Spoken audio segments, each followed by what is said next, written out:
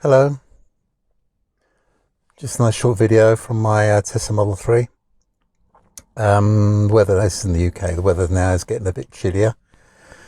And I went out in it, as I do most days, and I noticed that I was getting virtually no regen because the battery was cold. And the car just didn't feel as good generally, And when you do down the regen, you actually don't pile the power back into the battery either. The reason is because the battery is cold. When the battery is cold, it can't accept a big charge.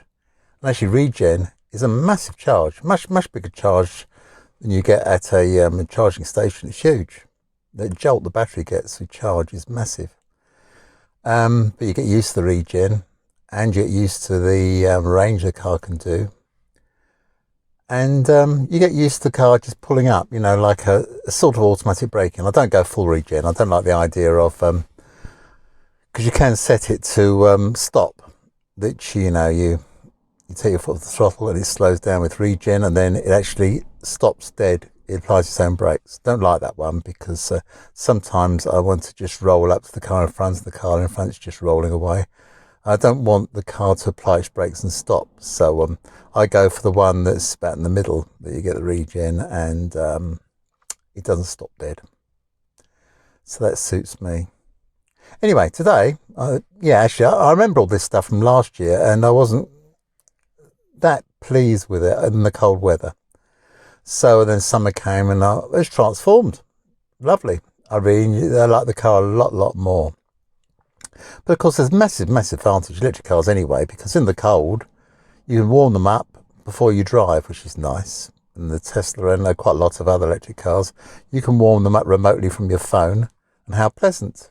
You go out, you go to a restaurant, or in the old days, you go to a restaurant, and you can come out, the car's all nice and warm. And you're at home in the morning, ready to go to work, a bit of a rush. But anyway, you can set the car to warm up while you're in bed. And have your breakfast, have whatever, and go out. The car's nice and warm. So generally, so you don't, then you forget about doing that sort of thing. During the summer, of course, you don't warm it up. So this morning, I thought, I know what I'll do, because it's only about 4 degrees centigrade, which was about 40 degrees Fahrenheit, I suppose. And I thought, I know what I'd do. Half an hour before I go out, I'll turn the heater on. So I turn the heater on high, and I put the heated seat on as well. And half an hour, I came out, car's toasty warm. I just went up to the boot to get something out of the boot, and I was always hit by the wave of warmth from inside the car. Lovely on a cold day. Getting the car, seats hot, too hot, but just turn it off and turn it right down, and it's all fine. Even the steering wheel's warm. Everything about the car was warm inside. It's just like summer. So there you are. It's just like summer on a cold winter's day. There you are. You can sum up electric cars. They're like summer on a cold winter's day. Anyway, so I started driving, and lo and behold, I had full regen because the car was so warm that the batteries were warmed up as well. It made the car really nice. It made it exactly as it is in summer. So I'm very happy, very nice. If you've got well, I can only talk about a Tesla, but I think most electric cars are the same.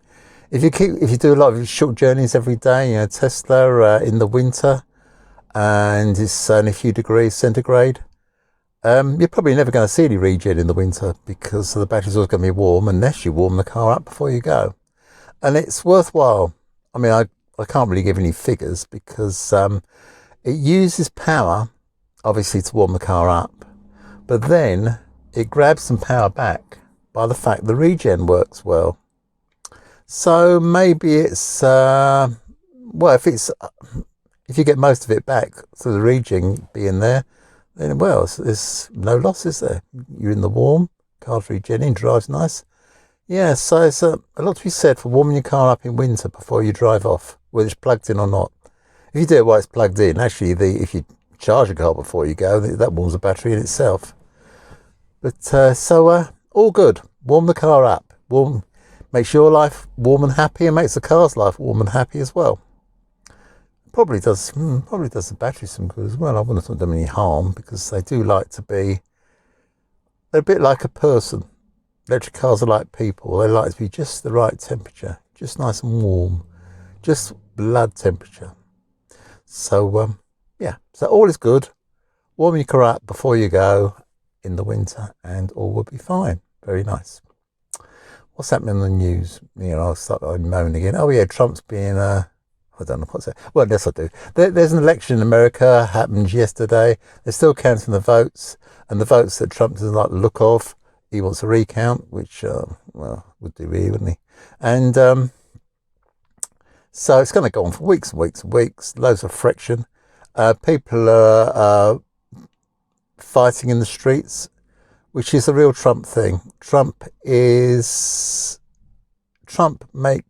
America uneasy. He makes America hostile. He makes America a bad place. And half the people can see, almost exactly half the people can see, he's making America a bad place. And the other half think he's making America wonderful. Hard to see that. It is hard to see that, but they do. They do. Anyway, so going to go recounting and getting the lawyers in saying, and Trump says, stop voting because it doesn't suit me. Stop voting. Numbers don't suit me. Stop it. Like a child, which he's a child. God almighty. I think he's gone backwards. He's like a 7-year-old. That's in I thought he was going to stand there, stamp his feet like an adolescent who hasn't got his chocolate bar. What a plank. I mean, it's odd because, there's Biden, of course, he's the opposite. But, I'm not a particularly Biden fan because he's like an old guy. It's Trump, who looks like the big, strong, loud, macho man, even though he skipped the old conscription or when they're called up, he just got out of that. And there's Biden, who looks like the weedy old fellow. And it's quite surprising the Democrats couldn't find someone better than Biden to give it a go. At least someone younger, goodness me. Because putting them together, if you didn't know what Trump was like, and you should know what Trump was like, because even the fans of Trump, you must know he's a twat. But if you just stood them together, and you didn't know either of them, you say, well, Trump's the man, look at him. He's fat, but he's a big guy, and he looks the part, if you like, even though he's obese. He does look the part of being a leader of a country.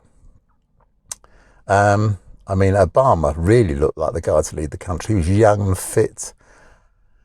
And if he could stand again, but obviously he couldn't stand again, because you're going to have two goes in America. He gets 2 cracks, and he would have walked it. Goodness me, no problem at all. With charisma, style. And there's Trump with his charisma style is a bit like a blunt tool, really, because there's no subtlety. There's no intellect. It's just like, if you're going to bang a nail in, bang it in with the biggest hammer, and the biggest hammer is Trump.